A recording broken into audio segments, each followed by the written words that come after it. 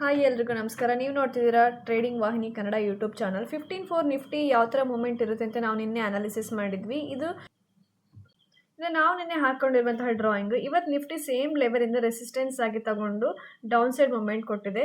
Quick ಆಗಿ ನೋಡೋಣ ಇವತ್ತು ಯಾವ ಥರ ಮೂಮೆಂಟ್ ಕೊಟ್ಟಿತ್ತು ಅಂತ ಹೇಳಿ. ಇವತ್ತು ನಿಫ್ಟಿ ಡೇಸ್ ಹೈ ಹಾಗೆ ಡೇಸ್ ಲೋ ಅನ್ನು ಬ್ರೇಕ್ ಮಾಡಿಲ್ಲ. ಮಾರ್ಕ್ ಮಾಡಿರೋ ಲೆವೆಲನ್ನು ರೆಸಿಸ್ಟೆನ್ಸ್ ಆಗಿ ತಗೊಂಡು ಡೌನ್ ಸೈಡ್ ಮೂಮೆಂಟನ್ನು ಕೊಟ್ಟಿತ್ತು. ಇಲ್ಲೊಂದು ಬಾಕ್ಸ್ ರೇಂಜ್ ಆಗಿ ಅಪ್ ಸೈಡ್ ಮೂಮೆಂಟ್ ಕೊಟ್ಟಿದೆ.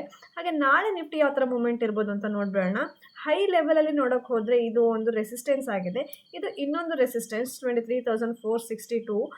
ಇಲ್ಲಿಂದ ಒಂದ್ಸಲ ಸಪೋರ್ಟ್ ಆಗಿ ತಗೊಂಡು ಮೇಲ್ ಹೋಗಿದೆ. ಹಾಗೆ ನೆಕ್ಸ್ಟ್ 3 ಟೈಮ್ಸ್ ರಿಜೆಕ್ಟ್ ಆಗಿದೆ. ಇವತ್ತು ಕೂಡ ಸೇಮ್ ಲೆವೆಲಿಂದ ರಿಜೆಕ್ಟ್ ಆಗಿದೆ, ಡೌನ್ ಸೈಡ್ ಮೂಮೆಂಟನ್ನು ಕೊಟ್ಟಿದೆ. ಡೇಸ್ ಹೈಯನ್ನು ಏನಾದರೂ ನಿಫ್ಟಿ ನಾಳೆ ಬ್ರೇಕ್ ಮಾಡಿದ್ರೆ ನಮ್ಮ ಫಸ್ಟ್ ಟಾರ್ಗೆಟ್ 23,399 ಇಟ್ಕೋಬೋದು. ನೆಕ್ಸ್ಟ್ ಈ ಲೆವೆಲನ್ನು ಬ್ರೇಕ್ ಮಾಡಿದ್ರೆ ಅಪ್ ಸೈಡಲ್ಲಿ ಟಾರ್ಗೆಟ್ ಇಟ್ಕೋಬೋದು. ಹಾಗೆಯೇ ಲೋ ಏನಾದರೂ ಬ್ರೇಕ್ ಮಾಡಿದ್ರೆ ನಮ್ಮ ಫಸ್ಟ್ ಟಾರ್ಗೆಟ್ ಇದಾಗಿರುತ್ತೆ. ನೆಕ್ಸ್ಟು ಇದು ನಮ್ಮ ಡೌನ್ ಸೈಡ್ ಟಾರ್ಗೆಟ್ ಆಗಿರುತ್ತೆ. ಹಾಗೆಯೇ ಗ್ಯಾಪ್ ಡೌನ್ ಏನಾದರೂ ಓಪನ್ ಆದರೆ 22,920 ಡೌನ್ ಸೈಡ್ ಟಾರ್ಗೆಟ್ ಆಗಿರುತ್ತೆ.